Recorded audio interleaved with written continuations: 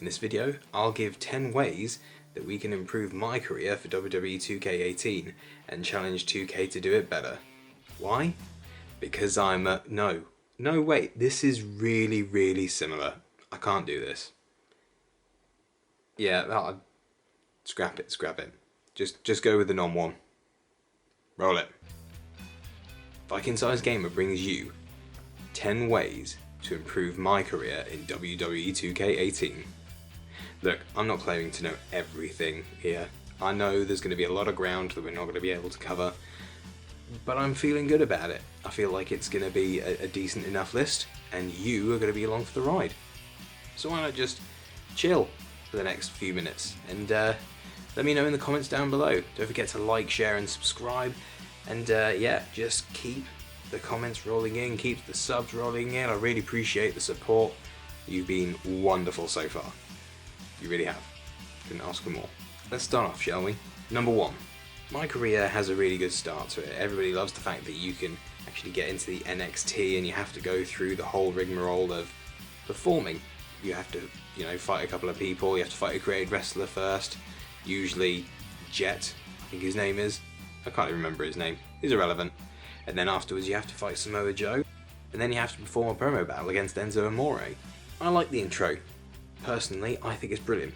A couple of ways it could be improved on is, obviously if you're going to start off as a rookie, you're going to go straight up to SmackDown if you do incredibly well. Yeah, if you're used to the game, as you will be because you've played 2K15, 16, 17, I don't think there's going to be really much difference in 2K18. Unless they change the reversal system or tweak it a little bit, that's where it's going to put people off. And that's where big changes are going to happen. That's what's going to make the game different this year.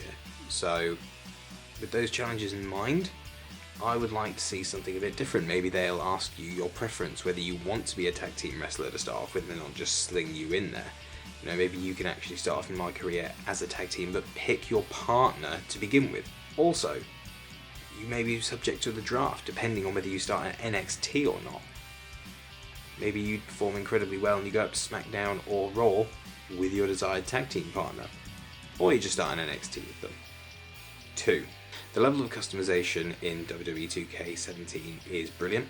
I like the fact that in my career, you can select certain pieces of clothing and they'll actually have a bonus. I'm not sure if you've seen this. I only noticed this today when I was recording this footage. There are certain gloves that you can pick and armwear that will actually give you bonuses to your stats, adding a little bit of an RPG element to them. Now this is something I can't believe I missed it. I don't know whether this is new and it's relevant to an update, because a lot of the things that are on there, it doesn't actually make any sense. There's like none of them have any stat upgrades, but a few of them do. When they added this in, no idea. It's just literally hit me today when I was messing around with the creation suite again.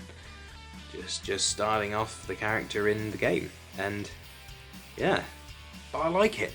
Why can't we add more things like that in? Why can't we add a couple of bits in that actually have some sort of an RPG element, where there's certain clothing that will boost certain stats? It's pretty cool. I appreciate that. I do. I appreciate it. 3. T-shirt sales are fantastic. Okay, I like the idea behind them. I don't like the fact that there's nothing else apart from the fact that you just rank up and down depending on your t-shirt sales, and you have to change them so often. I like it. Actually, there is a built-in factor. Okay, fair enough. If you do sell enough t-shirts and you're very popular, it helps with the boost in your rankings, because you sell a lot of t-shirts, because you're exciting. The whole mechanic is great. I would personally like to be able to see my t-shirt in the crowd. There must be a template that you'd be able to put on them, so you can actually see your t-shirt in the crowd that's being worn by people. How much of an awesome experience would that be? You'd be able to see your t-shirt being worn by your fans. That'd be amazing. Why not? Put it in. Put it in now. 4. Look, I appreciate the whole heel face thing. I think it is brilliant. You're going to have heels and you're going to have faces. You're going to have tweeners. Do you remember tweeners? Tweeners, the guys who walked the line between good and evil, didn't really matter. They just did what they want. Essentially, they were a badass. They didn't care. If you booed them, you booed them. If you cheered them, you cheered them. But they essentially just did what they wanted to do.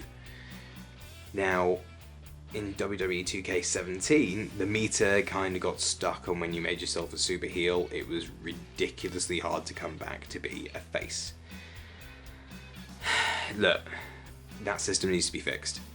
Because if you got yourself too deep in a hole, it became pointless. You may as well just be a heel forever and do heelish things, but it's so easy to be a heel. It's so easy to be a heel. It's hard to be a good guy constantly. You can't be a good guy constantly, nobody can be. And it's irritating after a little while. But it's even harder to go back to being a good guy. There should be certain things that you can do. So say for instance, you know, like a heel face turn. If you're coming to the end of a rivalry, say for instance at a pay-per-view, you should be able to do a double turn. So if you're a face and they're a heel, boom, you can swap. Depending on your actions during that match. There are certain things that you should have to do to be able to sort that out. And vice versa. So you should be able to become a heel if they're a face, and if they're a face they should be able to become a heel and you become a face. Depending on how bad depending on how bad you beat them, essentially. Or the kind of nefarious things you do to win the match. I think that would be a great addition, because right now the system for heel face is kind of broken and it needs that extra layer in there so it doesn't overcomplicate things and you can come back from the pit of being a heel, because nobody wants to be stuck being a heel all the time. That's just my 2 cents anyway. That's what I think. 5. Branching storylines need to come back. I appreciate they're probably harder to write than any others, but at the moment we have very limited choices in what we do in game. A lot of the things that they're missing out on have been in previous games for branching storylines of who you can challenge and who you can't challenge, and this needs to be sorted. You know, branching storylines are one of the overarching things that make you feel like you actually have a choice in the game. And what's a game without choice? You need that choice in the game, otherwise it's pointless. So that's what I think anyway. You need to have choice in the game. It needs to be there in the form of branching storylines, so you can essentially pick your own story. You need to pick your own story. That's what being a WWE superstar is all about. You're forging your own destiny. Pick your story. 6. For the love of God, bring back the voice for the promos. I understand, okay, there's going to be a lot of recording to do because there's got to be a lot of dialogue, but even just some of the dialogue for the promos doesn't match up. What are you doing?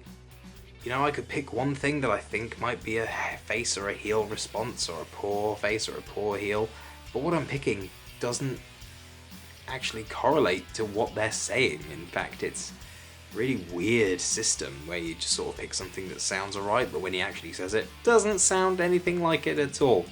You know when you get like a text message from somebody and it can be misrepresented? So you kind of look at it and you're like, are they saying that angrily?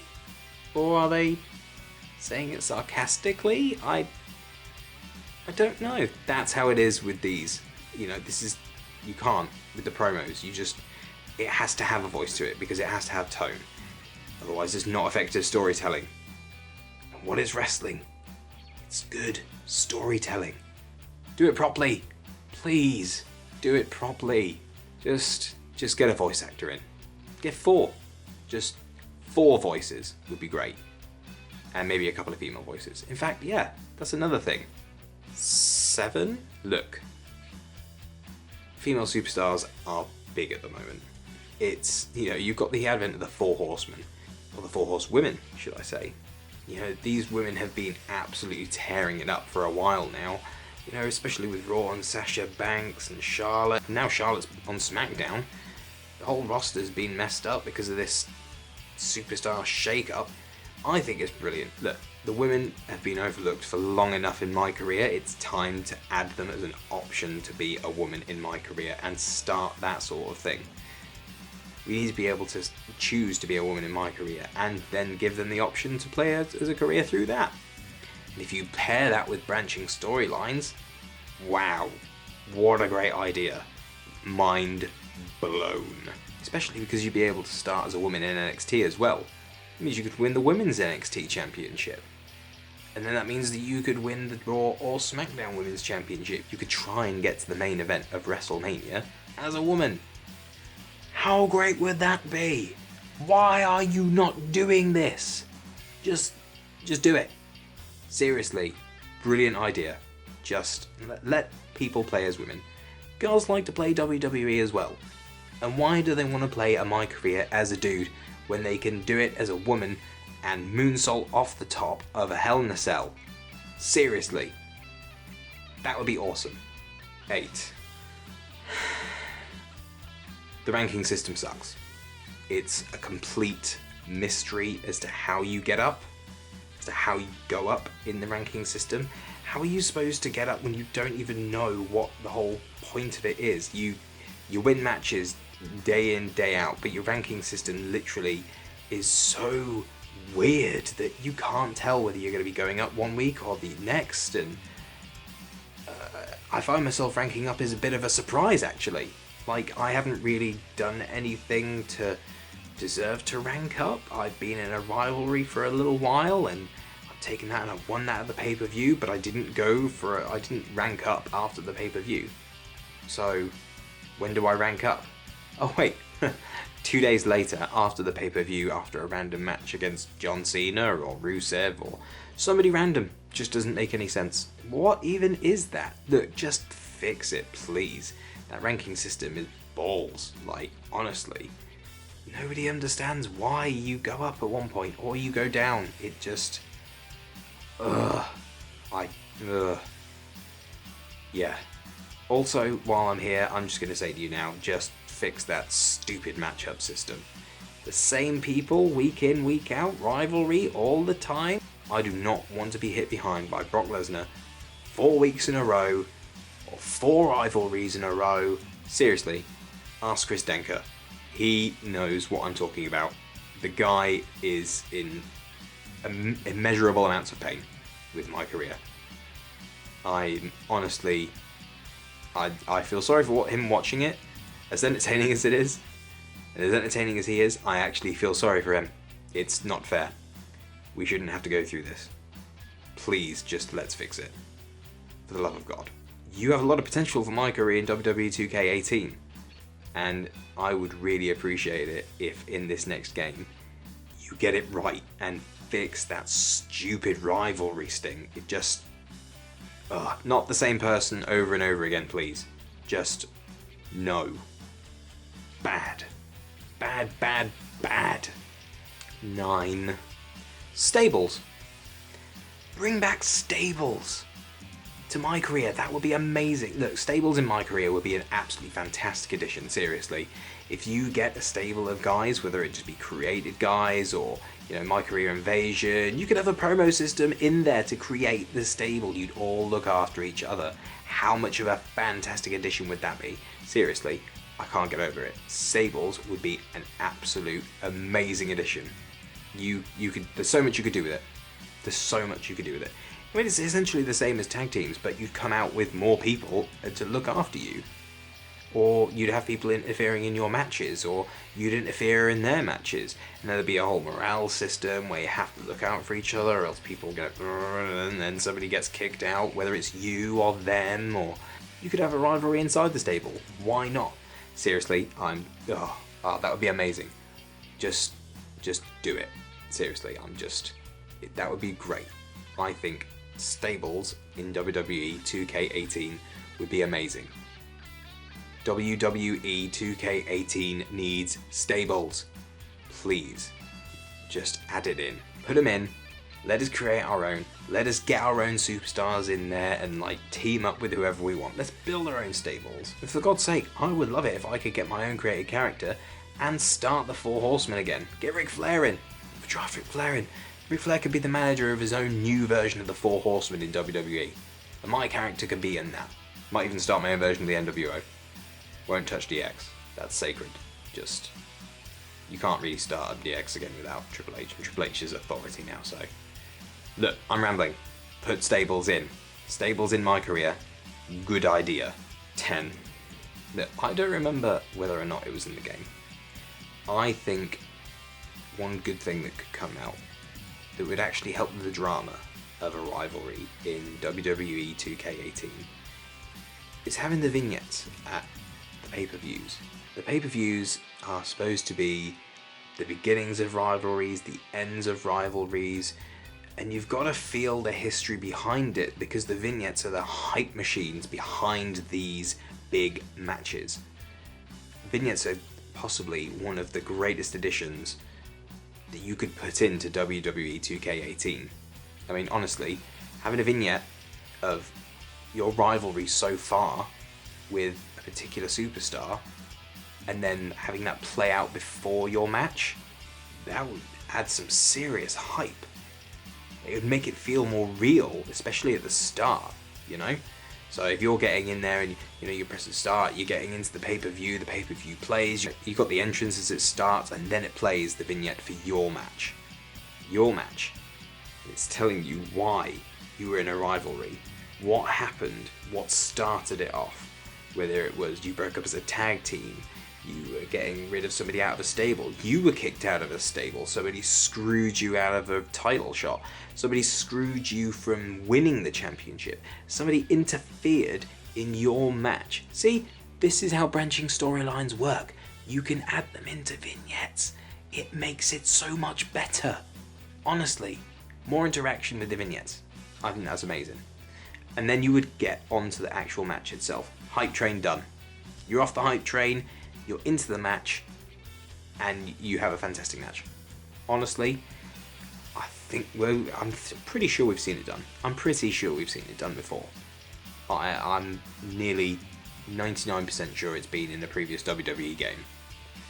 So having a vignette of your match from before would be another fantastic addition, because you need something that's going to be in the game, that's going to provide that extra storytelling portion, because this is what we come to WWE for.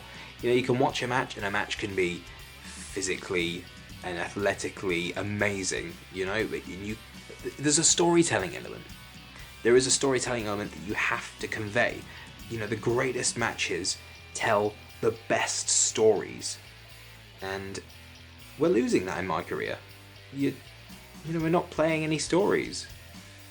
In universe mode, you can craft your own stories. Essentially, you can play it in your head, but right now in my career, we're losing the storytelling, and that's what my career should be. It should be telling your story, not just pressing play and fighting match after match just to rank up a bit, and then eventually get to the end and decide to retire if you win the title like 2 or 3 times. That has no meaning. WWE 2K18, my career, needs decent storytelling. Vignettes, branching storylines, stables, morale systems. It needs the extra elements of unpredictability, and that storytelling aspect of it is massive. It's massive to the WWE, so why not for a WWE game? It needs to be in there, because that's what's going to separate this from all the other games. My career mode could be massive, could be absolutely unreal with the potential for it, if we could just figure out how to add that storytelling element. And you need to be able to sit there and go, do you know what? The game that I just played, it's not a Witcher 3, It's not a Batman Arkham Knight. It's not Fallout. But you know what? The storytelling that's in it, and the games that you play with everything that you do, and the rivalries that you've had, they should have meaning. It shouldn't just be a game like that. It should have storytelling aspects, and it should have meaning to the rivalry, to the game. And then after that, it should have all these vignettes. And then when you retire, your best moments, your best fights, your best vignettes. Bam. There. I have fixed my career for you. At least in 10 ways, okay? It's not going to cover everything, but this is just 10 ways that I think it can be fixed. But let me know down in the comments what you really think, Let me know how you would improve it. I'm looking forward to hearing your opinions. I want to hear everything you think that can be improved upon. Also, while I'm here, I'm just going to throw those out. Fix the bugs. Just stop it from crashing all the time when you do certain things. I know certain systems are new, like the promo system, and that's what's causing a lot of the crashing, especially for me. But that's just minor things. That's things that are going to be ironed out anyway. I'm giving you actual ways to improve the game. Just my opinion. Once again, that's my top 10. Tell me what yours are in the comments. And let's just don't forget to like and subscribe. Also guys, let's see if we can get 150 likes for this one. We got 100 likes for one of the videos. Let's go for 150. Thanks for watching, and I'll catch you again.